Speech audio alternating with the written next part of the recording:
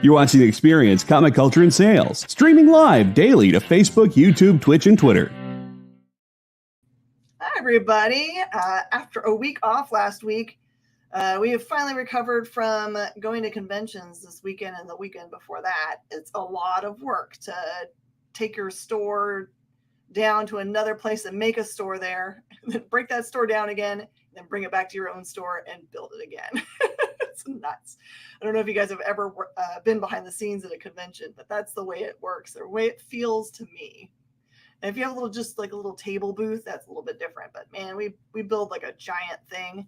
It's like its own city. Today on Talkin Shop here on The Experience, we're gonna have a really great time.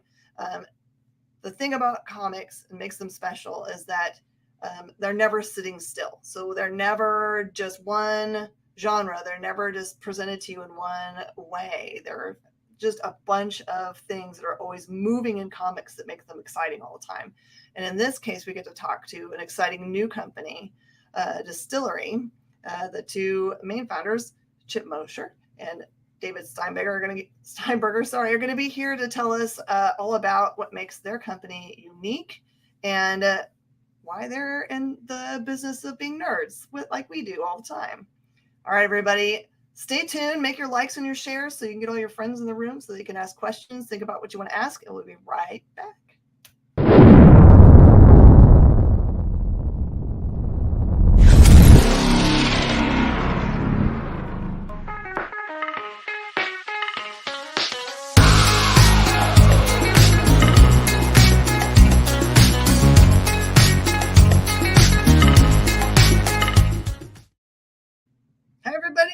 Welcome back. We're going to have a lot of fun talking comics like you guys like. Again, this is a fully interactive interview, so feel free to ask any questions you like. Just remember, we're a positive place and no controversy and being mean. We don't like that. Who wants to be mean or have a bad day? All right, everybody, welcome, Chip and David. Whoa, hello there. What am I reading? It's the latest previews. And look at this great ad. It's amazing. Hey, that ad is cool, but it's not nearly as cool as y'all's trailer. The trailer is pretty cool. Yeah. Thanks very much. So you guys kind of like broke the universe a few months ago and announced that you hate vowels and started a new company. We are definitely anti-vowel. Except sometimes why. Oh, it's true. It's true. You guys caught me. Yeah, we had to have a fight. You know, people in the lettering of the book, they wanted vowels in the stories. We had to give in. Actually, you guys can speak to this.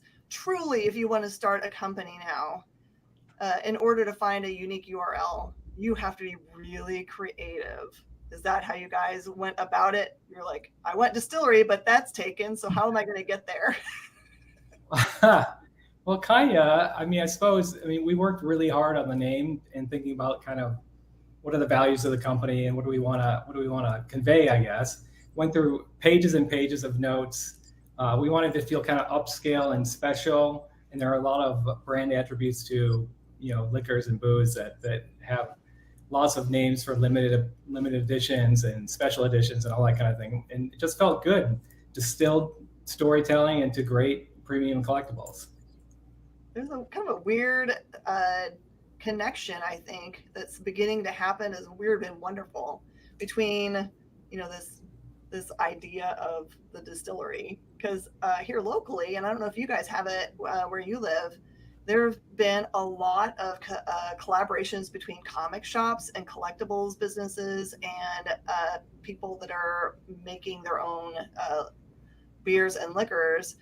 We, like 3 weeks ago, set up at an open air venue that is no label brewery, but it was all nerdy comic book stuff, which doesn't seem that it would match, but it was the most fun that I have ever had at having a setup at a convention.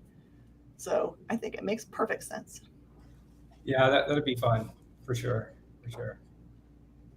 I think the closest I've gotten to is I think Chip gave me a can of Irredeemable or something at one point. Yeah, Todd McDevitt did an Irredeemable beer. I think I have it. Oh, I have it. Yeah. Yeah, Todd is I think the best Three Rivers doing this, making the best Three Rivers, whatever he wants to brew up. Mark's got the t-shirt on him too. Mark Wade is evil t-shirts right there. Who came up with that slogan? Someone brilliant. Someone amazing. So let's get to know you guys a little bit. So, have you always been into comic books, or is this something as adults you fell into? How about you, Chip? Yeah, I think like most guys my age, I started getting into comics around the time of the original G.I. Joe cartoon. They had commercials at the end of it, which was now illegal for kids shows that promoted the comics and read the comics. I had a next door neighbor, also Jake Robertson, who I see when I go to FanX in Salt Lake. And Jake, we were playing one day, and Jake told me about the X-Men and orally told me the whole Dark Phoenix saga from start to finish. Like, great friend.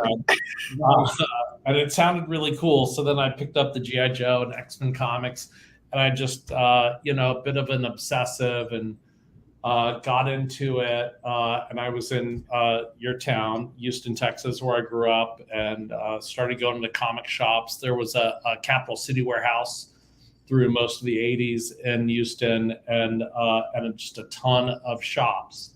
And, a really core, hardcore group of fans that had been in Houston, a big group of fans for a long time. I think in 1970, other than Comic-Con San Diego, the biggest convention outside San Diego was in Houston in 1970.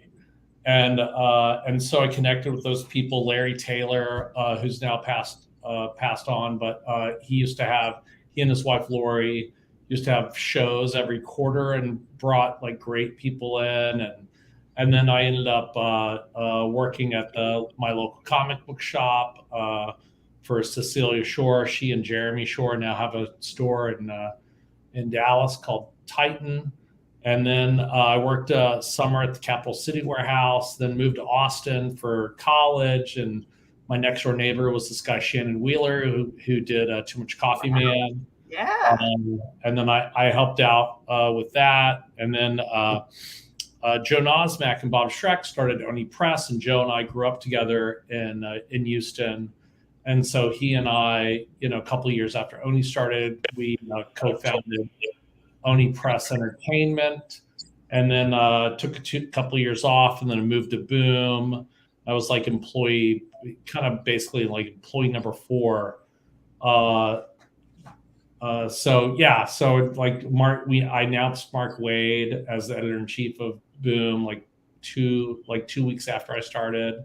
And then I was at Boom, and I met this crazy David Steinberger fella who was doing digital comics, and wrote they were raising money, and I wrote a letter of intent that Boom would work with them, that David used to raise some funds, and then we kept talking and working together. And then I eventually had the opportunity to jump over to Comixology in 2011, and that's where I was until last July 1st. Mm-hmm. It's kind of crazy how small the comic book circles are, because I don't know if you know this about Cecilia, because I don't think she would ever tell you. Like her husband would tell you, but most definitely if you ask Rich, who owns Bedrock Comics, will tell you the history of comic books in Houston. But from what I understand, like Cecilia sincerely was the first comic book. Like she asked somebody that had a general store, if she could put a round of comic books in there. So she was the beginning of comic book retailing in Houston, is the way I understand it, for comic book lore that's been passed down. Well, she actually, I was there. She actually, there was a store called Camelot that was over on where Shepard hits 50, dead ends into 59 across the way, and Nan's was there for a little bit. But Camelot went bankrupt, and they sold all their stock. And she bought the stock, and then opened up a pop-up shop down the way, and that's how she started. And her original business partner was John Carbonaro, who did JC Comics. He worked at Archie, and he famously owned the Thunder Agents. I could do this all day. It's like tiny circles. It's like like back in the 90s, I met Shannon Wheeler on the comic book circuit. It's like that was when I was going to school, so it would have been Oklahoma City Con probably, or when I would travel. So it's crazy. How about you, David? You've always been in the game? Well, I've been in and out of the game. I picked up my first books. My brother played Dungeons and Dragons. I had an older brother, and I always thought that looked really cool, but he didn't let his younger brother play along, so I had to make my own way. And one of the ways I did that was by picking up the Marvel Comics role-playing game. This is probably 83, maybe 82, 83. And in the game, it said you could make your own character sheets. Go buy Marvel Comics from your local comic store. And so I was like, all right, let's go check this out. And I bought an Amazing Spider-Man issue and an issue of very early indie comic, Mage, the Hero Discovered by Matt Wagner. I don't remember what number it was, probably number 11 or 12 or something. I think it was one of the red covers, like this little piece of art back here. Yeah, it's one of my faves. It's my treasure back there. Anyway, and so I was hooked. I bought comics all the way through early college, so 1990. Spent my money differently for a while there, and honestly, like, just got turned off with like a lot of folks by the collectability push back then, which kind of felt weird. And the quality of the books, I don't think were up to snuff. Not trying to be mean to anybody who loves the comics of the 90s. They just weren't my jam at that time. And then fast forward, like I sang as a undergraduate, graduate school, and some postgraduate stuff, opera singing. So I was focused elsewhere. Couldn't make money that way, so I went to NYU part-time to learn how to make some money for an MBA degree. And while I was there, I entered my parents made me get my collection out of their basement because they were moving. So I thought, okay, I'll catalog and I'll sell all these things. And I got them, drove down to Kentucky where my parents were, grabbed the comics, brought them up, and very promptly said, no, I can't sell them. Yeah. And so stacked them into the New York City apartment, and then wanted to catalog them, and found that there wasn't a great cataloging app back then. So this is probably 2006. And at this point, you could put a CD into iTunes, and it would go to a CD database and pull down the track names, and they were full of errors and stuff because it really was the first very early crowdsourcing, one of the first versions of that. And me and one of the co-founders of Comixology got together and were like, oh, this would make a cool app, like let people put first appearances and help us catalog stuff. And I think, we pretty much have that now. There's a comic site out there that's like that, more wiki, I think, than data. Well, I guess it's a database, the Grand Comic Book Database, where people can contribute. We never really made that, but we did enter the business plan competition around that idea. We started talking to retailers, Forbidden Planet here in New York, and James Sine at Isotope Comics was a really great champion of the first product that we put out, which was tracking what comics were coming to the store and planning your pull list. Anyway, fast forward to early 2007, the second part of the business plan competition. We put up a beta site that was Comixology.com, won the competition, got a little teeny bit of investment, and I had already put together that there was going to be a very big problem with digital comic books in retail. Marvel Comics, I think it was Peter Chernio, maybe, can't remember.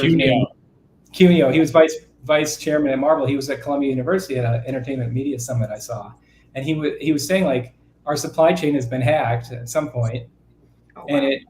And comics were coming out on BitTorrent the night before Wednesday. So Wednesday, early morning Wednesday, very early morning Wednesday, or Tuesday night. And And he explained in that presentation why Marvel could be in real trouble if the retailers reacted badly to digital comics and like stopped ordering, right? Because it's all pre-ordered. You all are paying for these books. You're buying these books yourselves, and not returnable. And it makes it very efficient for companies like Marvel and DC.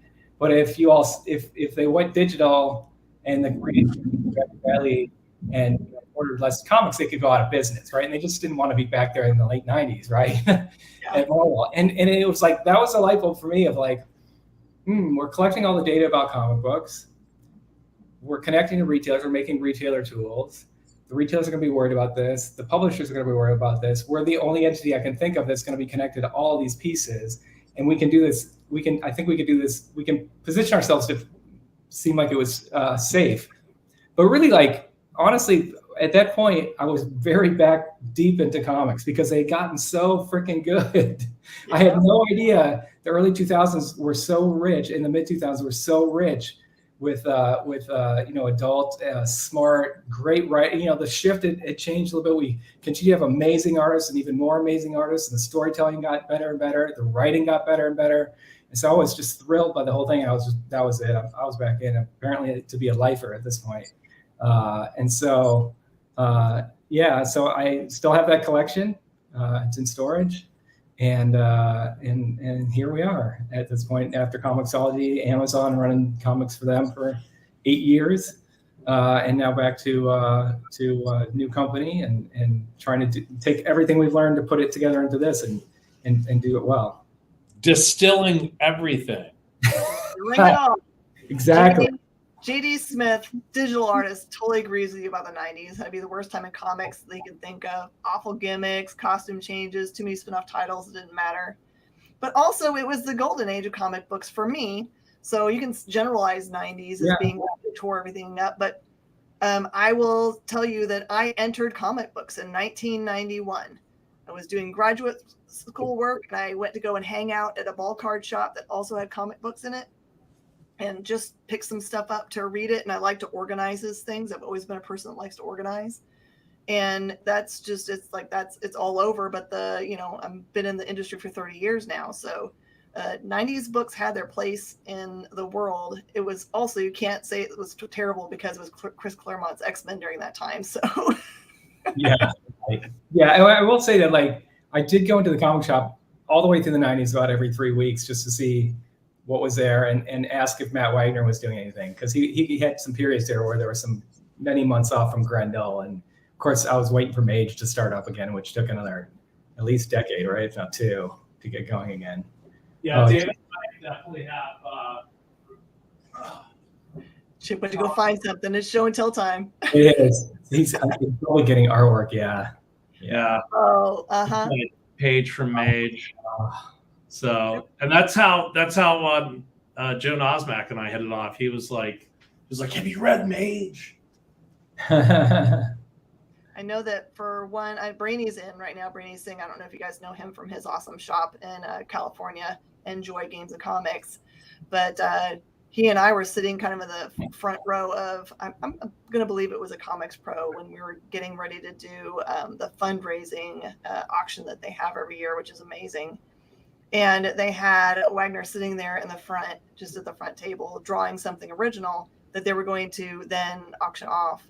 And I always have like this huge amount of regret about not making a stronger play for it.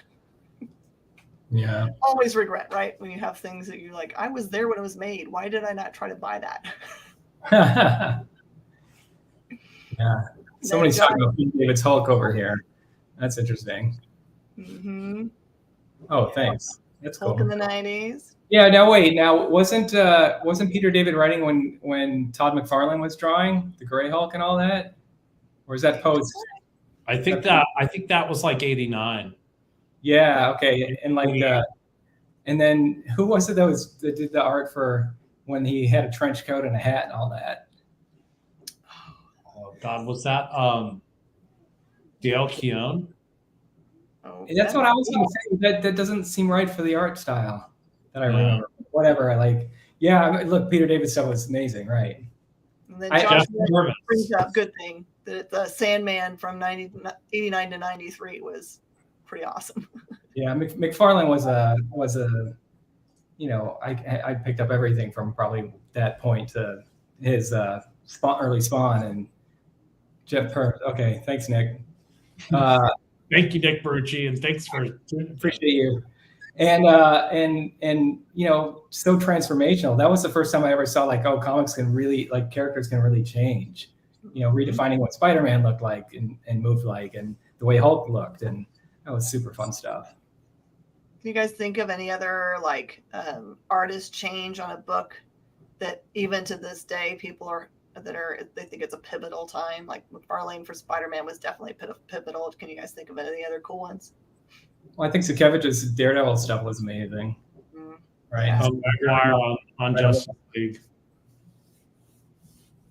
Who did you say for? Oh, we were talking about Chip. We were talking about what's his name, who did the black costume for Spider-Man and Mike Zack and Craven's Last Hunt. Yeah, that black costume with the white in the shadows was just incredible. Just incredible. So funny. There's one of those covers. It's like that white and black one. That every time I see it, I think it's like $1 million cover, but there's no big events that happen in that book. So it's an actual affordable book to buy and enjoy the art for. Yeah. Okay, so let's put it all on the line. Chip, favorite series. It can be now, when you first started, whenever. Just whatever your favorite, just whatever gut reaction comes to your brain. Because I know it's a difficult question. It's super hard. Oh God, I have so many favorite series. I bought all the Losers, Andy Diggle and Jock's The Losers, in singles a bit ago. I found them on eBay priced right, and I'm going back and reading them. I'm really enjoying The Losers. Losers is great. Okay, well, I'm going to put that on my reading list because I haven't read that yet. David, how about you? I'm going to stick with Matt Wagner. I think Grendel was an enormous achievement in that he had an ongoing series where he wrote and brought in different artists, and the vision of it changed so dramatic. I mean, particularly between the first ongoing series, which is post Hunter Rose, but the Panders, and then Bernie Moreau. Yeah, yeah, exactly. And that he continued to do that throughout the huge run, and then the Grendel Tales. Some of the Grendel Tales had some amazing artists in there. Just some J.K. Snyder stuff. Oh my God, the Snyder stuff late with Epi Thatcher or whatever his name was, right? Epi Thatcher. But to me, Matt experimented, and when he came in and did a couple of issues here and there, he also was experimenting. There's one with the 16 grid boxes and stuff where he broke them up later when Grendel showed up in there. I mean, I just loved that progress of seeing somebody experiment with writing and art and change in Grendel. It's absolutely epic. I was kind of devastated they didn't get the show up and running, because I really hope they could be really it could be an epic on its own, if somebody could treat it that way in the same way they did the comics. It's a big task, but probably hard to pull off. But that's probably I just think it's Hall of Fame work. I think it's crazy that I think you can pick up the entirety of all of Grendel for like a couple $100. Yeah. Doesn't make any sense to me that's not worth a lot more on the secondary market. So you guys go run out and grab the entirety of Grendel and sit down and eat it like it was a good food. And honestly, they never put it back in that order, and which really I think it's gone into time order at this point. Is the way they release them, and so that's always kind of disappointing, because I think reading them in the order they came out is actually pretty interesting and fun to understand that it was how they went about it that way. Super fun. Yeah, and I don't think I think because the way Kimiko ended so ignominiously, Kimiko really doesn't get a lot of credit for all the cutting edge stuff that they were doing in the mid to late 80s, from licensing Macross, aka Robotech, and then doing the Johnny Quest licensing. I mean, they really were the first company doing a bunch of super hip and cool licenses like Gumby, the stuff Diana and Bob were doing back then. Dinah Schutz and Bob Schreck, amazing. Mhm.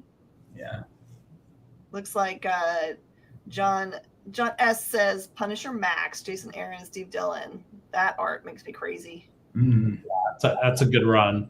Jason Aaron's fantastic. Incredible. All right. Well, now we've all gotten to know each other and what we like to collect. Let's talk about DSTLRY. With the closure of Comixology, there's a big hole there that's happening. I've heard a lot of customers say that they like to have to go buy a digital copy so that they can keep their physical copies looking nice and not have to dig into them. So it's part of the collectibles market. It works really well for. So I know you guys really have thought this through. I know we talked earlier that you guys went through and really, really thought about the name, for example, and all of the things that it can mean and what you guys can use. What was the first thing that happened for DSTLRY? Did you guys just say there's a hole there and we've got to fill it? We've got some great ideas. We can do it better, stronger. Yeah, I mean, definitely, you know, what we're doing with the DSTLRY books in digital is really, I think, very innovative and will be very fun. But I don't want to give a backseat to what we're doing in print. And you know, we just announced distribution deals with Lunar and Diamond Comics for single issue distribution. Our bookstore, Book Market books will be Diamond Books. And so there's been a lot of focus because what we're doing on the digital side is new and interesting. There's been a lot of focus on the digital to the point where I see people online asking, are they doing print books? But all the books will be print and then also digital. So I just would like to make that clear. And you guys have done something very unique. You've got an amazing group of founding creators. We got to talk to Ron V about it a little bit a couple weeks ago. How did that come about? Did you guys just like have a really great after-con bar visit and said, who's in?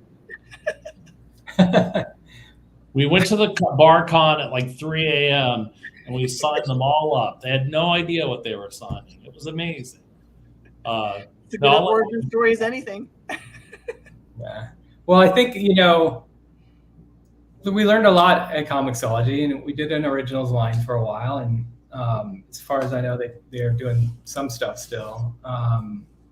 And we just learned a lot about the kind of spectrum of publishing and creator relationships between, you know, Marvel, DC on this end and like Kickstarter on this other end, right? That whole range. And Chip had done kind of an amazing job getting really incredible content for originals that Dark Horse now is in the process of publishing. And I think, you know, if you read any of those books that were originally on, and you can still, I think if you have a Prime membership, you can read them on Kindle and Comixology. But he did an amazing job taking care of the creators, and that was our goal, is to get to the best of the best by providing them things that we thought they'd like in terms of creator ownership and how our relationship to that worked, and exposure Chip could give them internally for Amazon Studios, which has announced a couple of options and that kind of thing. So that was really great. And yet, you know, there's some things like what we've done with the creator equity, you just can't do at Amazon, right? Amazon's not going to start handing out equity to creators of books. They'd be a little busy. They'd be too busy. The scale is wrong, right? And we thought, okay, look, I mean, if you make a character or a creation that creates the brand of DSTLRY to be something gigantic, you deserve to be rewarded for that in the same way the company is. And so that was kind of the base idea of how we could take all the stuff that we had done that we thought was really good, and then, as Chip likes to say, make our contract with the creators our first product. The first thing we made, the first thing we studied, the first thing we worked really hard on to make readable for the creators was our contract. And in talking with them and getting to the right place to make them feel excited about making their very best work with us, and hopefully make a home with us eventually entirely. it's gone way better than we even had hoped. I mean, of course I'd hope to get all these incredible folks, and if we had time and infinite resources, more and more, right? Because we got amazing people. There are also amazing people, who will work with them. But in the pool of equity over 3 years that every creator, whether they're founding or not, get to participate in, all those kinds of things came out of the thinking there. And we just decided, like, if we were going to do print comics, collectibles, and digital, we had to start with the absolute best content we could find. And obviously the creators are singularly, the only thing that count to start with. Mm-hmm. So you guys picked, I don't know if it was part of the picking process. I'm sure it was mostly skill, but I like that it's a very diverse group of people too. Oh yeah, that's important. I mean, that's one of the things that has improved so much over the course of time, in recent time, and needs to continue to be a thoughtful and conscious decision. And the creators are there for it, right? So you don't have to. It's not like you're stretching. You're just getting great creators. Absolutely true. So explain to everybody how the rollout for any given title for DSTLRY, we're talking about your original content, what it will look like to the common consumer. Chip, you want to address it? It'll look great. Amazing. It'll be amazing. Do they put it on their pull list? How do they get to it? Yeah, so the single issues will be distributed in in all the local comic shops. So single issues are coming out. We're doing oversized 48-page, what a lot of people are calling the black label format, which gives, their premium creators doing premium stories in a premium format, big widescreen storytelling, in talking to all the creators, not only do we want their best work, but their work that's unique and could only be told in this bigger format. And so that's happening, and that's been great. And the work looks, it's just mind-blowingly good. So super excited about that. And so, the issues will be coming out a little every month. We're going to come out with probably some mini series out the gate first. If they hit, we'll extend them to series. They'll be collected into trades, and we're going to have some fun variants and fun collectibles we haven't announced yet, and trying to mix it up a little bit. So I'll give you guys an idea that I'm sure you guys have already thought of, but would make it awesome for both collectors and for retailers. Is like, the struggle is always when we have that format is a box. So if you made fancy boxes for people to keep their collectibles in, or find someone that will make them with your cool logo, that would be the bomb. Yeah, no, it's funny. I've heard from a lot of people, not only the box, which we're definitely looking into, but the bags being a little too tight. And I think post pandemic, when there was supply chain issues, one of the major bag vendors did a run early on in that format that was a little too tight. And so I've actually gone out and we've gone out and bought pretty much all that size bags and tested them. And every brand's been tried, huh? Here's you can fit 2 of them into this bag. And, that's the brand I use. Yeah. So Ultra Pro, I don't know what their secret sauce is, but that's my bag recommendation. Because the books fit very well in them, and you could actually put two of the magazine oversized formats in one of those bags pretty comfortably. Oh wow! See, that's perfect. I don't know why we get so stressed out about that, but when we really love a thing, we want to protect it, I guess. Yeah, right. For sure. Right. Sure. Right. And some of us will think there's some value in it later, perhaps. Yeah, so we've talked to some bag people, we've talked to some box people, and yep. We're working on different innovative things that we can do in that space too. Perfect. So you showed me something really cool earlier, Chip. Do you have it handy? Your page in the previews? Oh, yeah. All right, my viewers out there, how many of you guys still subscribe to this awesome thing called previews that you can just be like, need it, want it, like it, and circle things? Here you go. That's what the first thing you're going to want to order is the Devil's Cut. Yeah. It's important. It's And important. it is let's see. Can you read it now? Unmirrored. I unmirrored so you can read it now. And then I love our first page. Oh yeah. Do not do this. And QR code. Grab the QR code. So here's the deal. When also in Leaner's next phase. That's right. When you have a new company like this come out, your LCS is kind of waiting to see what your response is to it. So they do make an initial order, but it will be much stronger and let the company know that they're doing the right thing, they're headed in the right direction, if you've actually added to their pull box so that they know. Because they're always, comic shops always order this way. We look at what our pre-orders are, and that's a subscription box. And then we think about what we're going to sell off the rack and or in live shows or those kinds of things. And then that's really the order number. So if we have low subscription levels, that kind of like tells us how many we're going to put on the rack, which can kill a series and a company really fast, because if we order one and that one sells, then we can't ever add another, reader. So that makes me very sad. So definitely let them know that you're interested. Even if you don't add it to your pull box, tell them I'm interested in at least seeing it on the rack, please. Yes, thank you. Pre-order today. Be a part of it.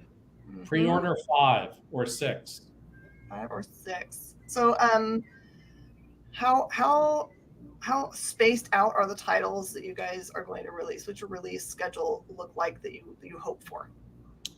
Currently we're looking at, if all the stars align, having a new series debut October, November, December. Then we're going to take January and February off just to regroup and reassess like our different systems. From new starts. From new starts. Yeah. Yeah. And then in March we're going to come back pretty powerfully. I'll just leave it at that. Perfect. Remember, everybody, if you have any questions, now's the time. You're never going to have a better opportunity to be able to talk to the founders of a company to ask. All right, Josh has got a good question. Will there be a delay for the digital releases after the physical copies? There's no plan for a delay. It'll be same day. What we are doing is only putting them up for sale for a week. That's our current plan. So you'll only be able to get the single issues in digital between Wednesday and Tuesday, I guess that works out to be. We wanted to kind of simulate the feeling of the comic book store, the collectability, and just lean into that, because frankly, I think that's what, and I may have some expertise in this area, that digital only got to be about supposedly 10 to 15% the size of print in the US. In Japan, there are some reports that it's over 50% of the revenue for manga. And the reason is it's always been a reading culture, not just not a collecting culture. We're both a reading and a collecting culture, and we have the windows for that built into the market. If you think about movies and the windows you use in movies, you think about the single issues as the most important treasure, and then maybe a hardcover from there for the most amazing archival, then a softcover mass edition that goes to everywhere. And so our plan is DSTLRY.co is going to be the place where you can buy the digital in that first week, and then you can actually resell those to other people on DSTLRY.co. And then we won't do mass digital, meaning Kindle, Comixology, Apple, and Google, until we do the mass market trade paperback. So the single issues will only be available in this way. Oh, that's a very unique way to do it. And I think the most unique part about that you said, if everyone was paying attention, was that for the first time that I know of, you can actually have your digital file be something that you can trade or sell, which I think that before it was just like you got to read it and that was it. Yeah, and so the prices never came down for digital, right? Where music and stuff, has gone down and down and down, and then into streaming. And you could sort of argue that, I guess, with Marvel and DC services and Comixology Unlimited, but you just didn't see that in digital books, or comic books. You see a $4 and $5 price, and at 22 pages, that's 10 minutes of reading, maybe 5. That's a lot for $5. A lot to ask of people if it's just a readable thing and that's all you get to do. And we hope to set up a lot of kind of fun ownership benefits, where we might, do some stuff with the creators if you own their books and that type of thing. So we'll see how it works. I'm really excited to try it out and see what people think. And I'm, of course, happy we have the stories we're going to get to try it out with. So the question I have that I don't see anyone asking is the digital price and the physical price going to be similar or different? Similar. Okay. Yep. And David, I might have missed this. Did you talk about the royalty going back to the creator? No, go ahead. Yeah. So the other thing is unlike print, with the digital resale, the creators participate in the profits of every sale. So, if, let's say, a book comes out and someone's reselling it for $20 a couple weeks later, then the creator gets a royalty from that sale. Yeah. I think Don's thinking forward. This is I can see where Don's going. Is there a number of limit of sales of the digital version? He's already thinking about, can he Well, have we made a print run? Sell out. Don, it's so early. We don't know yet, right? I mean, to me, we've set the parameters, and there's a certain limit maybe to how I'd feel about going this is only 500 available of this. I don't think we'll probably have huge sales to start with, right? Because, just like Jen was saying, that the retailers are going to be a little skeptical at first. I hope that you will tell them not to be, you all out there, because I think the product is the first book, The Devil's Cut, we've seen it, the whole thing, and it's amazing. They're doing incredible work, and so. The answer really is we don't know. We're starting with this idea of 1 week, and we'll go from there and try to move towards something that's fun and exciting for folks. And that works for the creators, right? We always got to come back to that. In The Devil's Cut, am I understanding it correctly that it's anthological? So we're going to see a little bit from all of the founding creators in that book?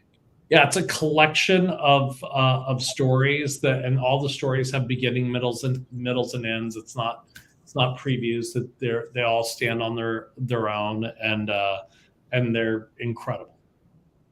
Absolutely, some of the best work I've seen out of this group of creators. Here's another good question: is there a specific genre you're tackling, or will it be more of a mix?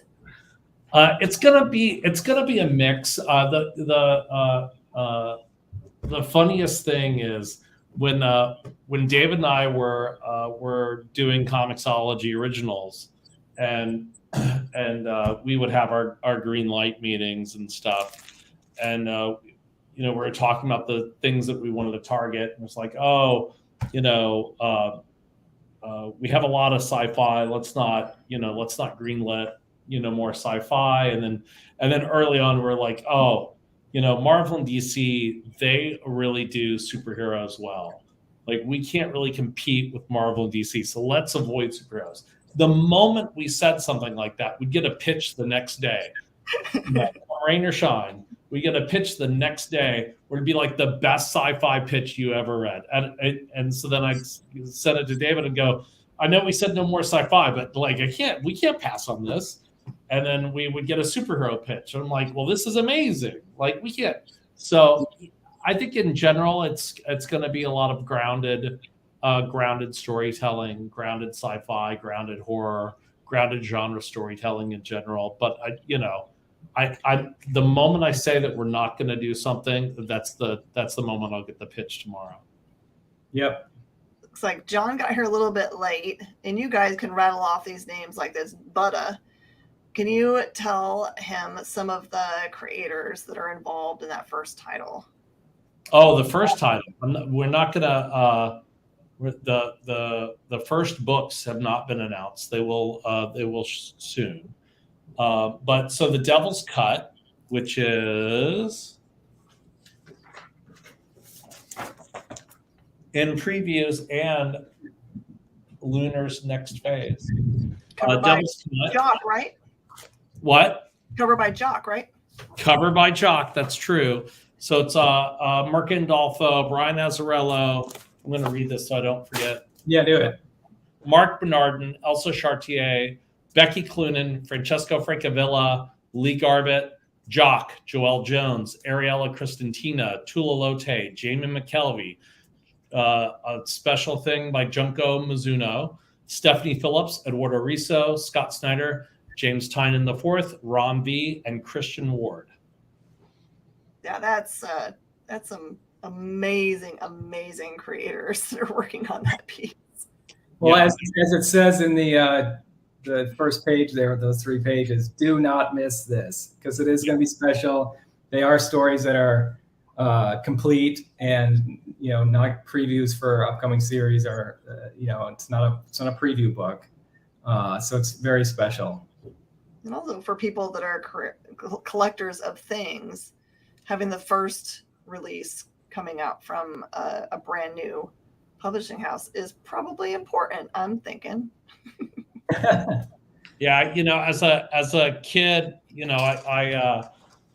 I bought Dark Horse Presents #1 off the stands when it came out. Had the black cross cover, it just blew my mind, and that's not something that Dave and I think were consciously thinking of when this idea struck us, but wanted to make it as special as that issue was.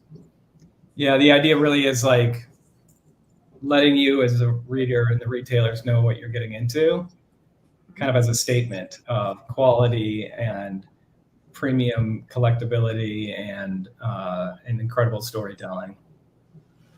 And I'm just thinking of other things that people might care about the book specifically.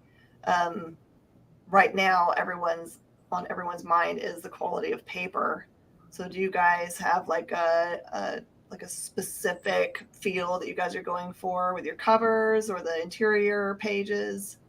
The cover's gonna have spot gloss on the Jock cover for sure. And it's going to be, I think they're calling it scuff free, but it'll be, if you bought Jock's One Dark Night, it will be the exact same stock. So that's perfect. So there you can get 10s out of it, no problem. Yeah. Yeah. It's so weird to live in a world where that collectability is part of our thought process for pretty much everything. Well, I think that's always been the case. It's funny because the comic book sphere, like the Twitter, the talk on Twitter, the talk on the blog sphere, the talk on Instagram, most of it's about reading and the stories and the artwork, which I think is fantastic. But I think and most of those people never talk about collecting, and collecting is such a huge part of the comic book experience, and it was the part that we always struggled with at Comixology. We didn't have something for the collectors. So for me, it's weird. When I talk about collecting, for me, it's not the money part of collecting. It is the organization of having all of them and to be able to go back and enjoy them. To me, that's still part of collecting. It doesn't have to be about, I'm going to flip this for more money. Yeah. It can still be a thought process. I just want a nice looking thing that I can enjoy for a long time. Yeah. And I think for me, like having those boxes of comics, to take it back to the origin story, when I got them here in New York, I couldn't do it. I had too many amazing memories of opening those up and reading them a million times over. and just felt like I might want to do that some more. And just feeling just a connection to that time in life and whatever else, I don't know, the connection to the hunt of getting those and finding those books. It's special for a lot of us, and so it has value. And the archival feeling of having the first thing is special, and makes you feel good. And that's why the combination, I think, of what we're doing by coming back and treating the creators in this way, and then having this first window of collectability, but not ignoring mass market at all. What we're going to get there for each of these stories is important, because we do first want good reading and great storytelling. We do. We also want the collectors out there to feel good about supporting this brand and feeling like, like Chip was saying about the resale of digital comics on the marketplace from consumer to consumer, that they are going to be earning money that way, earning royalties that way. And so to feel good about that on top of it, just hopefully brings it all together in a special way. That's the hope. And also kind of, I'm hoping that this is what happens, is you guys can create a little community, because the part about being able to sell it is that you get to have another person enjoy a thing that you've enjoyed. Yeah. Because I guess the idea is that you've also have a physical copy, so you've read your digital copy, you can move that along to someone else that will love it. Yeah. And Jason has a message for you, Chip. Will you be at FanX? He's gonna bring you some sweet Al Columbia originals. I was texted over the weekend. They said that they are holding a panel and a table for me. So I've not locked down the details, but I hope to be there this year. I love FanX, Salt Lake. Have a blast. And I get to see my old friend Jake, and then I ask him, tell me about the Dark Phoenix saga again. Oh, yeah. I actually, there are some things that give me a lot of joy. And today someone said that they hadn't read any X-Men in a while, and it was too daunting for them to start from the Hickman. And I was like, do you have 5 minutes? I can catch you all the way up. It just made me so happy. He was willing to sit there, described everything about Krakoa. Did you record it? No, I've done it before, though, for back when Secret Empire happened, the fateful last page of Hail Hydra, and everyone lost their minds. I had to do a video that went back to that summer before, when they did the standoff at Pleasant Hill, so that they understood where we were, so they didn't lose their minds and knew that it was part of a bigger story. Spencer had been working on for 2 years. That said, finding a way to get the core Hickman stuff would be a good idea, simply because, that may be a good example of a writer doing what we were talking about, what artists were doing, just completely changing things. That was kind of a hugely daring, game change, truly game changing. I know Marvel and DC use those words over and over and over, but insanely different take on where the X-Men were heading, that whole group of books. But yeah, it's super hard to keep up, and to go back, it does feel kind of daunting. But you get that central through line. I think somebody could enjoy that for sure. Absolutely. Well, all right. So, does anyone else have any other questions? We got 1 more minute. Time for one more question, if anybody has it. And this is another reminder, since we love local comic shops here, to definitely go to your local comic shop and let them know that you want to add this first title to your pull box, so that they put it on their FOC and order it up for you guys, because it doesn't do them a lot of good for you to show up on the first day this title releases and just say, why don't you have one for me? Just magically expect it to be there, because it could have a super high demand. Josh says, money is still a big part of the hobby, especially as many titles get near 5. I've seen you talk about things like distillery discounts for titles if you purchased a previous issue. Is that a thing? I think that was probably on the digital side, and we were thinking we're not gonna. Here's where we landed. I think, Chip, you can tell me that I'm wrong at this point if you want. I think we've landed that we're not going to be a big discounter at first, except maybe to the retailers. And the reason is that we are putting forth a whole different kind of model, and part of treating the creators the way that we're treating them takes some good revenue as well. And we will be creating some sort of digital benefits for some of the digital ownership, but that might be like you get a chance to buy something that only folks that own a certain issue get to buy, at least at first. The Distillery RV, no, the RV is not. Let me answer for him. No, I'm not doing an RV. Yes, Brady. Yes, it's coming back. We will find some other way to entertain you. We do plan on entertaining you. Just bring some crazy, ridiculous stuff to the Comics Pro fundraising auction that we have, because we'll, especially if Brainy's there, we spend stupid amounts of money. We bring money that we want to donate to the charity, and we want to make everyone proud. I missed Brainy at the last Comics Pro. I know, he just couldn't make it. I can't remember. There was just something that just couldn't be moved around. I'm not going to talk about him walking across the top of the boom RV at Comics Pro. We'll not. No. See what I'm talking about? He literally got stuck on his way there. It's not a good match. It's not a premium. It's not part of the Distillery brand. It's not a premium experience. Oh, what do the timelines look like? They look great. The timelines are fantastic. So the timelines are, you get a title every month between September and November, right? No. The Devil's Cut will be out August 30th in stores. Oh, August. The first series will start in October, the second in November, and the third in December. And then we'll let those play out the next couple of months before we start up on some new stuff again. Okay, so there you go. It's not going to be a lot of dollars.